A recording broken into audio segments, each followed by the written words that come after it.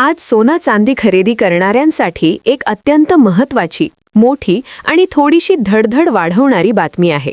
कारण बाजारात जे काही घडत आहे ते थेट तुमच्या खिशावर परिणाम करणारे आहे. नमस्कार मित्रांनो, तुमचे स्वागत आहे या विश्वासार्ह न्यूज प्लॅटफॉर्म NBM मराठीवर.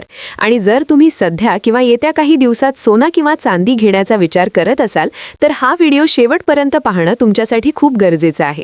कारण आज आपण फक्त भाव सांगणार नाही, तर त्या भावांमागची खरी गोष्ट, त्यामागचं राजकारण, जागतिक तणाव, गुंतवणुकीची संधी आणि धोका सगळं काही सविस्तर पण सोप्या भाषेत समजून घेणार आहोत.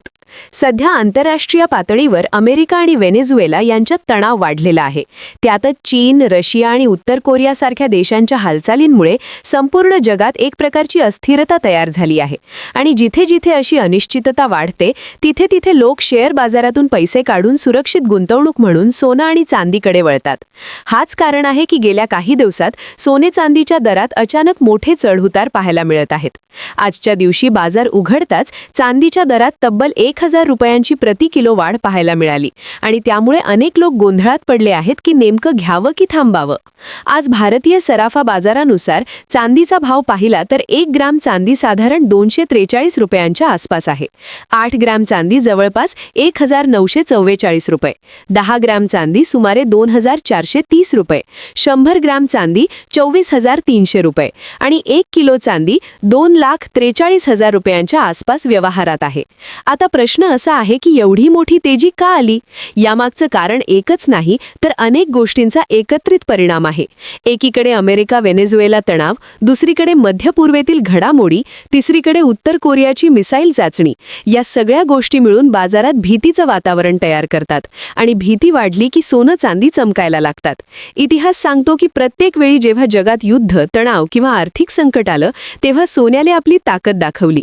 त्यामुळे आजही गुंतवणूकदार सोन्याकडे सुरक्षित पर्याय म्हणून पाहत आहेत. पुढचे 1-2 दिवस बाजारात तेजी टिकून राहण्याची शक्यता जास्त आहे. कारण व्हेनेझुएलाशी संबंधित बातम्या अजून पूर्णपणे शांत झालेल्या नाहीत आणि मार्केट अजूनही त्या बातम्यांचा परिणाम पचवत आहे. त्यामुळे अचानक मोठी घसरण होईल अशी शक्यता सध्या कमी दिसते. मात्र याचा अर्थ असा नाही की भाव सरळ वरच जातील. मध्येच थोडीफार घसरण, थोडा ब्रेक दिसू शकतो, पण ती घसरण फार काळ टिकणारी नसेल.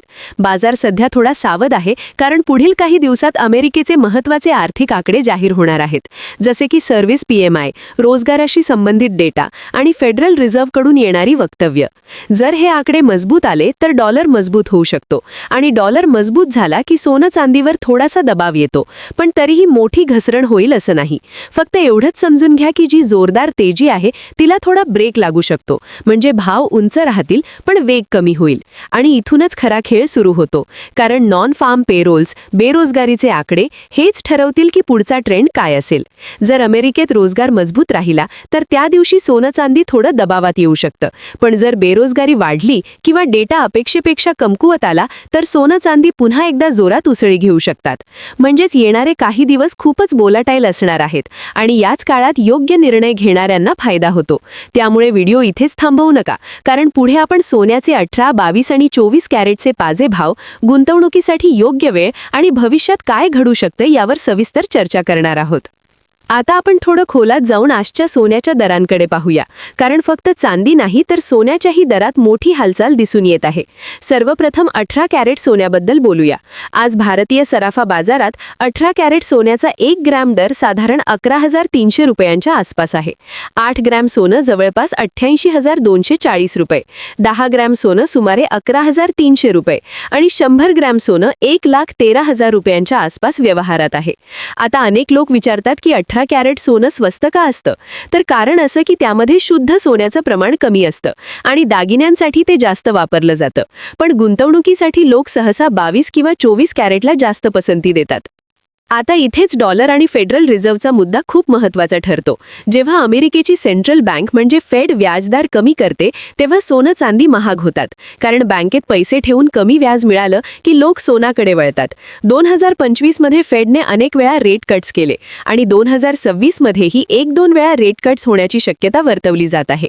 सध्या व्याजदर 3.5 ते 3.75% रेंजमध्ये आहेत आणि पुढे ते थोडे खाली येऊ शकतात. याचा थेट फायदा सोन्याला होतो. त्यातच महागाईचा मुद्दा आहे. जर महागाई वाढली किंवा डॉलर कमकुवत झाला तर सोनं नेहमीच मजबूत राहतं. लोक म्हणतात ना, गोल्ड इज किंग. सध्या महागाई थोडी शांत आहे, पण भविष्यात व्यापार युद्ध, टॅरिफ्स वाढले तर महागाई पुन्हा डोकेवर काढू शकते. आणि तसं झालं तर सोन्याची मागणी आणखी वाढेल. याशिवाय जगातली अनिश्चितता, युक्रेन रशिया युद्ध, मध्य पूर्वेतील तणाव, व्यापार युद्ध या सगळ्या गोष्टी सेफ हेवन डिमांड वाढवतात. लोक घाबरले की सोनं घेतात. आणि हे चित्र 2026 मध्येही फारसं बदलणार नाही असं तज्ज्ञांचं मत आहे.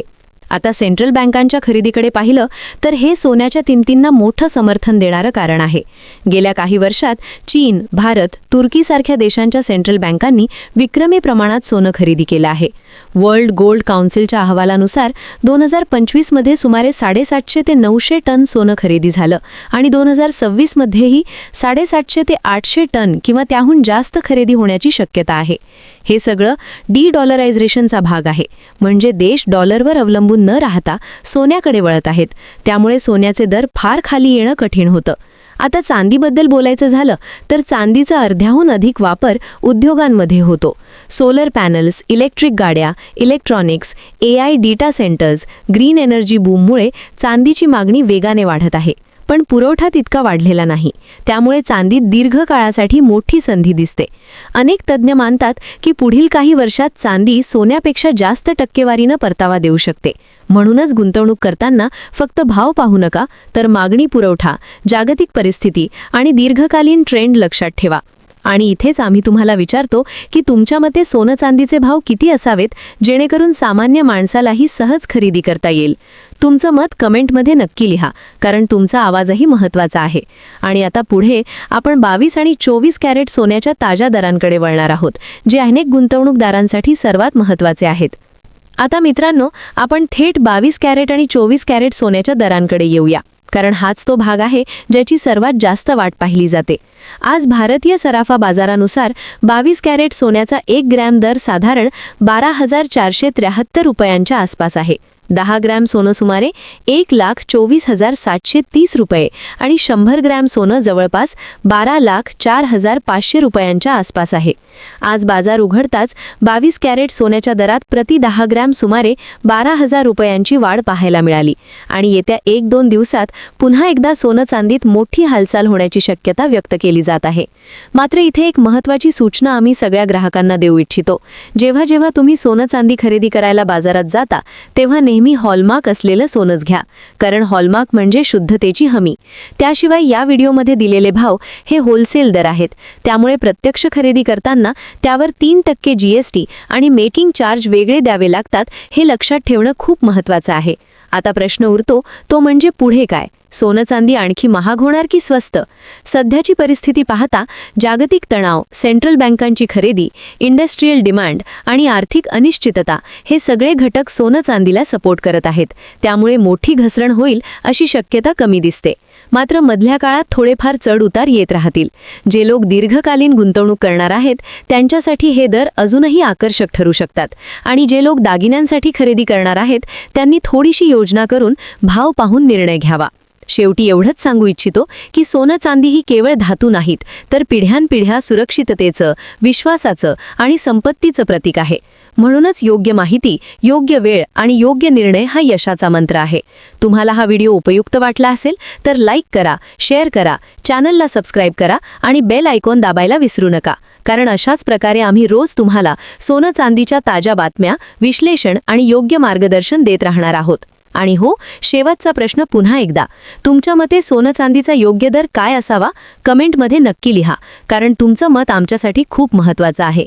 आणि अशाच माहितीसाठी शेवटपर्यंत आमच्या सोबत रहा. धन्यवाद.